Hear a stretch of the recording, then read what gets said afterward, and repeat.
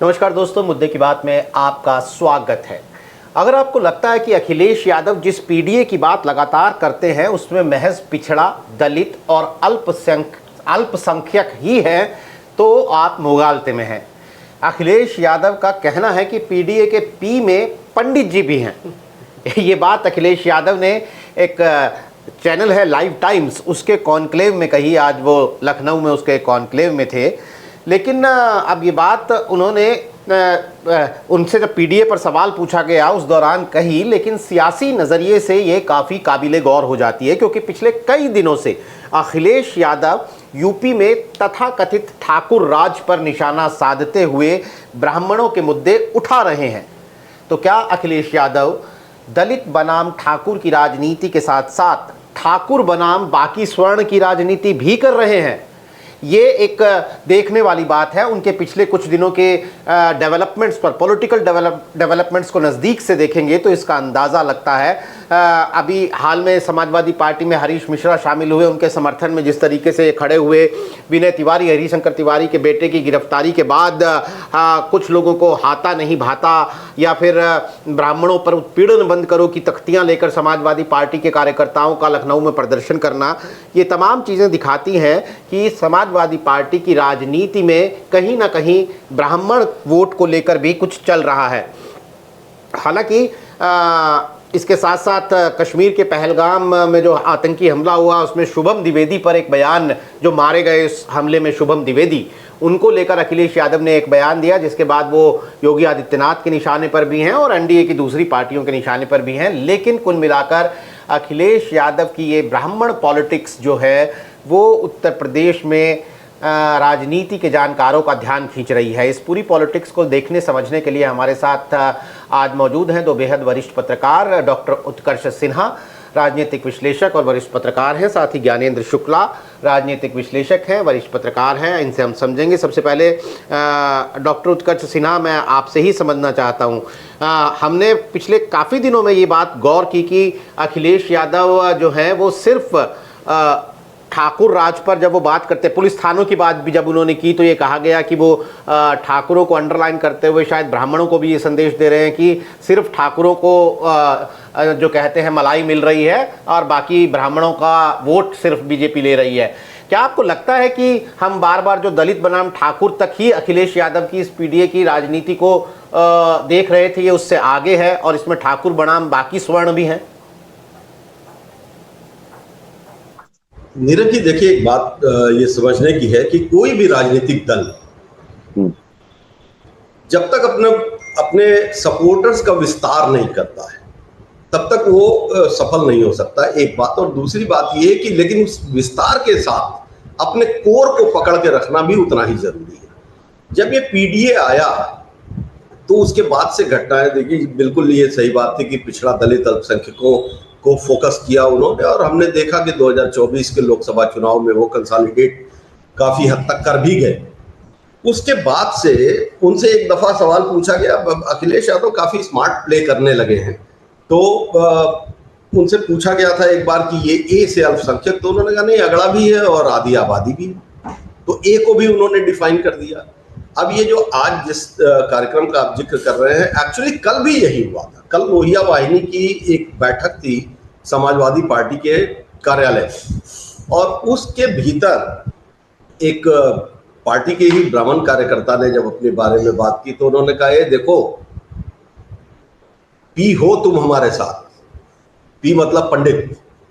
और फिर पत्रकारों को वो अक्सर कह देते हैं कि, और आज भी कहा उन्होंने कि पी माने पत्रकार भी है। तो वो एक ऐसा माहौल अपने कभी हल्के फुल्के तरीके से, कभी गंभीर तरीके से वो ऐसा बना रहे हैं जिसमें वो चाहते हैं कि किसी तरह से भारतीय जनता पार्टी और उसकी फिलहाल की जो सरकार है, योगी आदित्यनाथ की सरकार, उसके ऊपर वो टैग, जिसको लेके वो कई बार ट्वीट भी करते रहे, थानों का जिसका जिक्र आपने किया, या पुलिस प्रशासन का, और कई समाजवादी पार्टी के कार्यकर्ता एसटीएफ को भी स्पेशल ठाकुर फोर्स बता देते हैं। तो ये चल रहा है। वो एक कुल मिला के उद्देश्य ये है कि जो लोग भी कहीं से, और खास तौर पे देखिए जब विनय तिवारी वाला एपिसोड हुआ, या इस तरह के कोई एपिसोड होते हैं, बनारस वाले मिश्रा जी का जिक्र आपने किया, में वो कहीं ये नहीं दिखाना चाहते हैं कि हम जातिवादी राजनीति कर रहे हैं। वो ये दिखाना चाहते हैं कि खास तरह से जातिवादी राजनीति द्वारा प्रताड़ित बाकी सब के लिए हम साथ में हैं। तो जो पहले की पोजीशन थी जहां पर कि एक जाति विशेष और उसके कॉम्बिनेशन MY की बात चिपकी हुई थी समाजवादी पार्टी के साथ, उससे बाहर निकालना और अब बाहर निकाल के और विस्तार करने की कोशिश में लगे हुए हैं।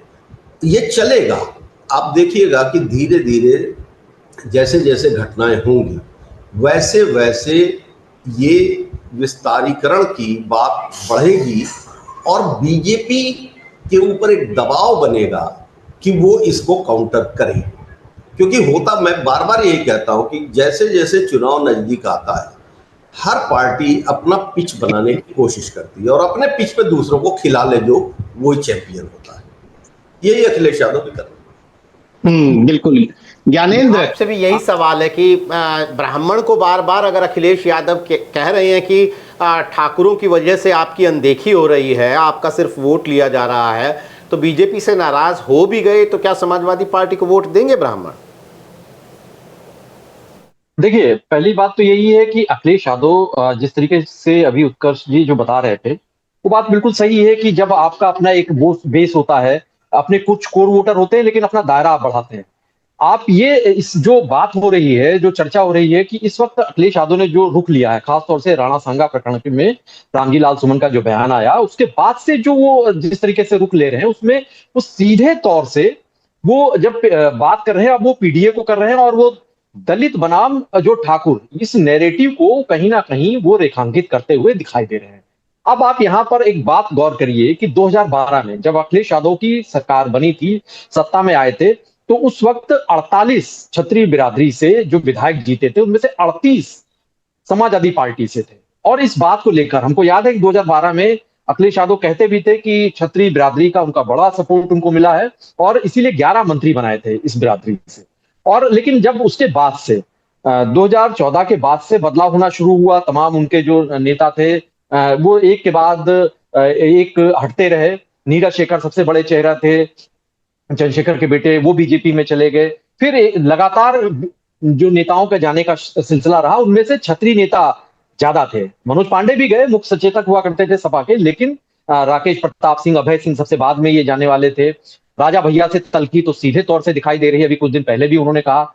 और अब आप बीजेपी की अगर बात करें तो बीजेपी में इस वक्त जो एक बड़ी तादाद में जो क्षत्रिय बिरादरी से जो है 46 तो बीजेपी से ही है, जो अभी 49 उसमें से जीते हुए हैं, उनमें से एक बड़ी तादाद बीजेपी के साथ इस वक्त क्षत्रिय बिरादरी के विधायक हैं। तो यहाँ पर अखिलेश यादव को ये बात तो एकदम समझ में आ रही होगी, समाजवादी पार्टी के जो थिंक टैंक है उनको समझ में आ रही होगी कि जब आप इस तरीके से एक नैरेटिव बनाते हैं तो जाहिर सी बात है क्षत्रिय समाज में नाराजगी होगी। अब उसको बैलेंस कैसे किया जाए, तो उस बैलेंस करने के लिए ही उनके दिमाग में, उनके जहन में ये बात आ रही है कि उसके साथ उन्होंने ब्राह्मण जो मुद्दे हैं, ब्राह्मण वोटर्स हैं, उन पर भी उन्होंने फोकस किया हुआ है। और उन पर अभी से नहीं फोकस किया है, जब 2024 का नतीजा आया और सांसद बने, उत्तर प्रदेश में किसको कमान सौंपेंगे, यहाँ पर नेता विरोधी दल कौन बनेगा, तब तमाम चर्चा हो रही थी। शिवपाल सिंह यादव से लेकर कई बड़े नेताओं के नाम आ रहे थे, लेकिन सारे जो कयास थे उनको बिल्कुल दरकिनार करते हुए अखिलेश यादव ने माता प्रसाद पांडे को मौका दिया था। और तब ये माना गया था कि ये एक ब्राह्मण कार्ड के तौर पर ही इसे देखा गया था। हालांकि पार्टी में बड़ी इसको लेकर बहुत सहमत के सुर नहीं थे, बावजूद इसके अखिलेश यादव ने वो फैसला किया। तो ये एक कोशिश है कि जहां पर एक तरफ वो जब वो बात करते हैं कि थानों की बात करते हैं, तमाम पुलिस कमिश्नरेट की बात की, उन्होंने कहा कि वहां पर सिर्फ एक ही बिरादरी है, पीडीए नहीं है, और वहां पर एक ही सिंह भाई लोग हैं। तो जाहिर सी बात है वो अगर वो लाइन खींचने की कोशिश कर रहे हैं तो वो क्षत्रिय बनाम अदर्स करने की कोशिश ऐसी होती दिखाई दे रही है। तो उसमें उनको पता है, जो पीडीए की उनकी बात है, पीडीए का जो उनका फार्मूला है 2024 में निश्चित तौर से एक बड़ा फायदा हुआ समाजवादी पार्टी के पक्ष में। कांग्रेस को इंडिया गठबंधन है उसके लिए एक बड़ी मजबूती की स्थिति हुई। लेकिन उसके बाद से जो दौर हुआ, जो 10 विधानसभा सीटों के उपचुनाव हुए, उसमें एक बात तो समझ में आ गई कि जो पीडीए का फार्मूला है इस फॉर्मूले में भले ही अखिलेश यादव पिछड़ा दलित अल्पसंख्यक की बात करते हो, लेकिन बीजेपी के पास भी पिछड़ा वर्ग में भी एक बड़ा हिस्सा अभी भी बीजेपी के साथ है। तो ऐसे में अगर उसको दायरे को उनको बढ़ाना है तो उनको कुछ समावेशी भी होना होगा। समावेशी होने के लिए तमाम दूसरी जातियों को जोड़ने की भी कोशिश होगी। और जब आप एक लाइन ही खींच रहे हैं, एक पूरी जात से एक तरीके से नाराजगी का भाव उनके में पैदा होने की नौबत आ रही हो, तो फिर और भी ज्यादा अहम हो जाता है कि दूसरी जातियों के वोटर्स को अपने पाले में करने की कोशिश करना। और वैसा ही कुछ अखिलेश यादव करते दिखाई दे रहे हैं।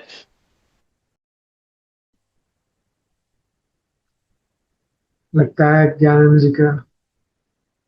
जी का फ्रेम फ्रीज हो गया है। हम आपके पास आते हैं ज्ञानेंद्र सर। नेटवर्क में कुछ दिक्कत नज़र आ रही है, तब तक मैं उत्कर्ष जी के पास चलता हूँ। उत्कर्ष सर, एक दिनकर जी की बड़ी फेमस लाइन है कि जो था साध्य उसे साधने चला।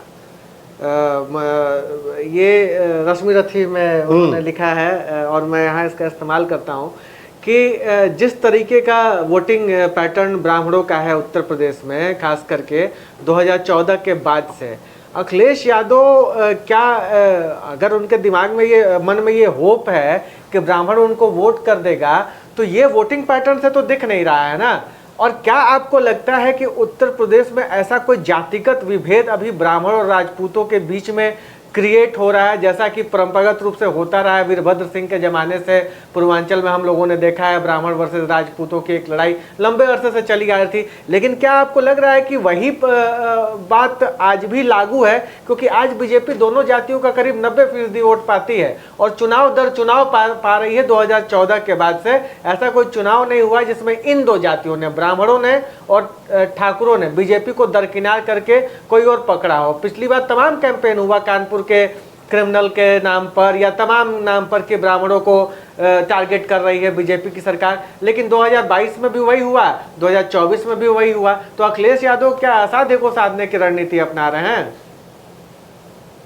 अमीश जी, देखिए, एक बात आपने जिक्र कर दिया कि उत्तर प्रदेश में हमेशा से ठाकुर बनाम ब्राह्मण की राजनीति रही और अपवाद स्वरूप बिल्कुल ये बात भी सही है कि 2014 के बाद से ये दोनों जातियां, दोनों सवर्ण जातियां जो हैं, वो भारतीय जनता पार्टी के साथ बिल्कुल एक तरफ खड़ी हुई हैं। लेकिन अगर आप वोटिंग पैटर्न को यूनानिमस मानेंगे तो काम नहीं बनेगा। इसलिए नहीं क्योंकि ब्राह्मण वोटर्स की शिफ्टिंग का भी एक आधार रहा है। कांग्रेस के साथ भी रहा लंबे समय तक, उसके बाद मायावती के साथ भी ब्राह्मण वोटर्स बल्क में गए। एक पूरा वक्त ही आया था जब हमने देखा वो सरकार बनी थी, तो उसमें भी ब्राह्मण समुदाय का बड़ा रोल था। और उसके बाद ऐसा नहीं था कि समाजवादी पार्टी से में भी नहीं रहे ब्राह्मण, रहे, हमेशा से रहे। जनेश्वर मिश्रा से लेके और माता प्रसाद पांडे से लेके और ये मनोज पांडे जो रायबरेली वाले हैं, वो भी समाजवादी पार्टी के ही बड़े नेताओं में उनकी गिनती होती थी। देखिए, वक्त और हालात बहुत कुछ बदलता है। ये सही बात है कि सवर्ण ब्लॉक पूरी तरीके से भारतीय जनता पार्टी के पास है, इसमें कहीं कोई दो राय नहीं है। राष्ट्रीय स्तर पर भी है और हमने उत्तर प्रदेश में भी देखा। लेकिन जो कैंपेन चल रहा है, अब जैसे अभी जिस वक्त हम लोग बात कर रहे हैं, उस वक्त लखनऊ में एक घटना घट रही है। मैं बस जल्दी से जिक्र कर देता हूं। लखनऊ के इंदिरा नगर के इलाके में परशुराम जयंती पे एक जुलूस निकल रहा था, जिसको पुलिस ने भी रोक दिया है और वहां पे काफी हंगामा चल रहा है। अब परशुराम जयंती का जुलूस रुक रहा है तो, और सरकार भी भारतीय जनता पार्टी की है, या इस तरह की छोटी छोटी कई घटनाएं अगर होती हैं और उसमें आता है, और दूसरी तरफ ये मैसेज जा रहा है कि ये सारे दरोगा जो है वो ठाकुर साहब लोग हैं और सारे प्रशासन जो है ठाकुर साहब लोगों का है, तो कहीं ना कहीं बैक ऑफ द माइंड फिर वही बात आनी शुरू हो रही जो ऐतिहासिक रूप से है। अब इसको संभाला कैसे जाए, किन आधार पे संभाला जाए, किन आधार पर इसको तोड़ा जाए, ये तो राजनीति की आगे की चालें काम बताएंगी कि कौन कैसी चाल चल रहा है। लेकिन परिस्थितियों को उभार देना ये भी एक राजनीति है, और वही राजनीति अखिलेश यादव कर रहे हैं। अगर सोच के देखिए कि अगर ये असंतोष या इस तरह की घटनाएं बढ़ी और एक असंतोष जो बन रहा है जातीय विभेद के आधार पर, वो कब तक सवर्णवाद या संवैधानिक जो व्यवस्थाएं जिनका विरोध अधिसंख्य सवर्ण करते रहे हैं, बहुत सारे प्रोग्रेसिव लोग भी हैं जो इसकी आलोचना भी करते रहे हैं, लेकिन खासतौर पे जो आरक्षण का सवाल है, जो मनुस्मृति का सवाल है, बहुत सारे सवाल हैं, उसको छोड़ने में कितना वक्त लगेगा या कितना वक्त लग सकता है अगर ऐसी ऐसी घटनाएं लगातार घटती रहें। तो विपक्ष के नेता के तौर पे अखिलेश यादव बिल्कुल निगाह बनाए हुए हैं। आप देखिए, ऐसा नहीं है कि अखिलेश यादव की पार्टी में बिल्कुल साइडलाइन कर दिए गए हैं ब्राह्मण नेता। लखनऊ की ही पूजा शुक्ला है, बहुत प्रमुखता से उनको उभारा जाता है और वो काम भी करती रहती है।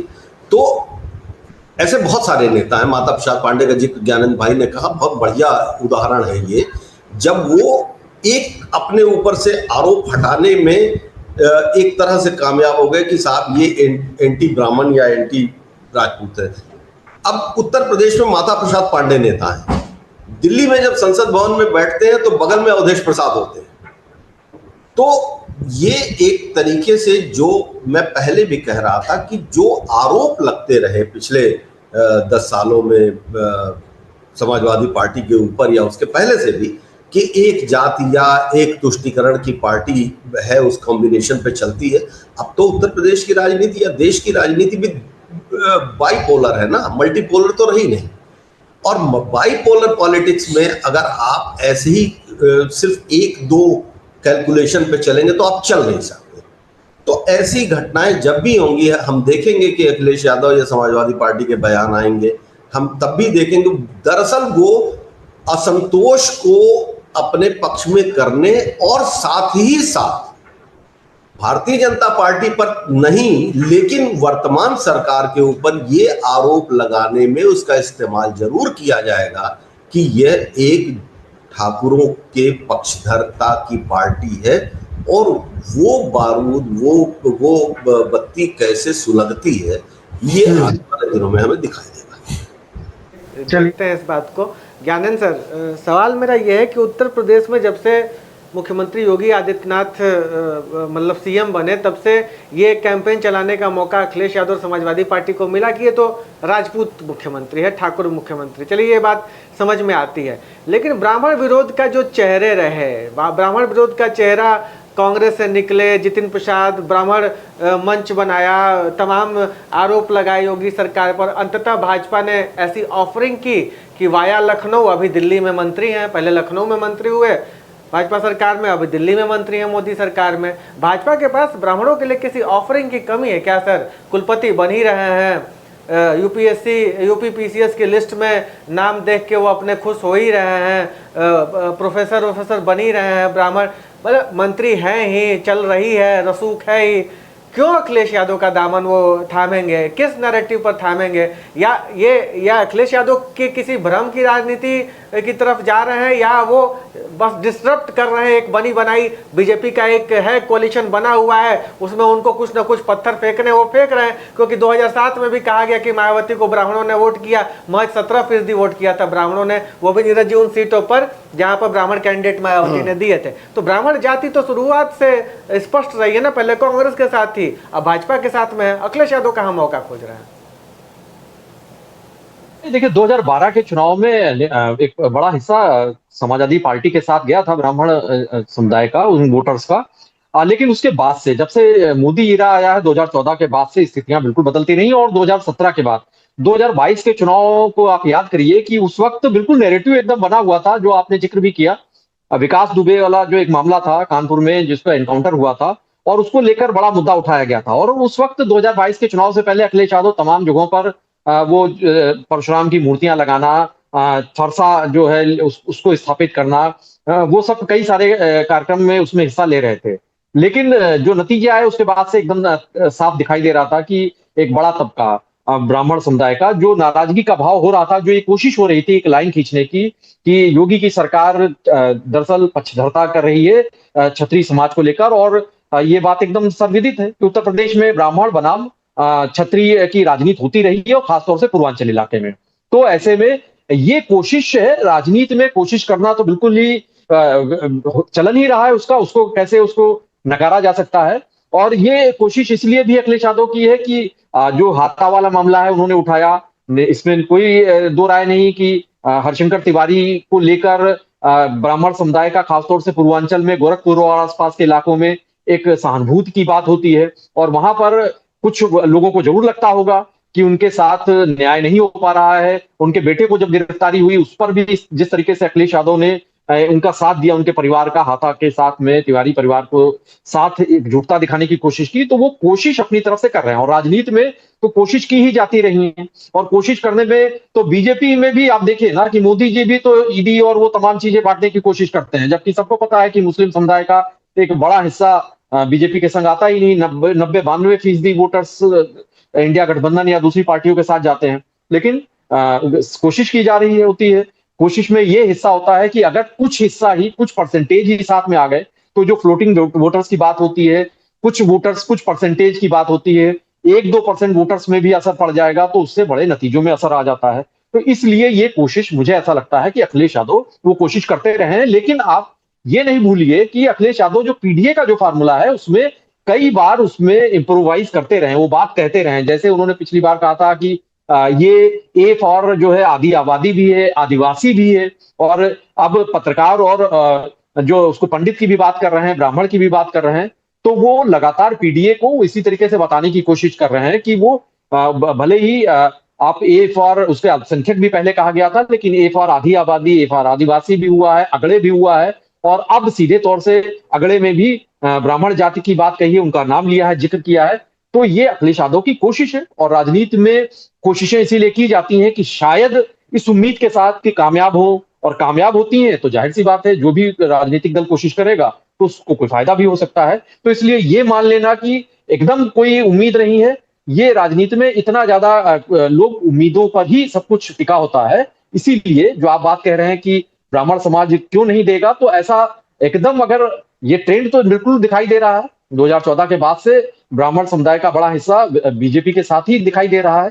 लेकिन कोशिश करने में क्या हर्ज है, और कोशिश तब और ज्यादा जरूरी हो जाती है जब एक जाति विशेष का बड़ा हिस्सा नाराजगी के भाव में हो, तो फिर उससे जो जुड़ी हुई या उससे जो संघर्षशील जो जातियां दिखती रही हैं उनके साथ खड़े होने का एक तार्किक पहलू दिखाई देता है, और मुझे लग रहा है अखिलेश यादव उसी पर अमल कर रहे हैं। जी मैं बिल्कुल। और अखिलेश यादव ने तो ये भी कहा ना, अमीश की पीडीए हमारा फॉर्मूला है, हमको जहां जरूरत पड़ेगी उसको वहां फिट कर देंगे।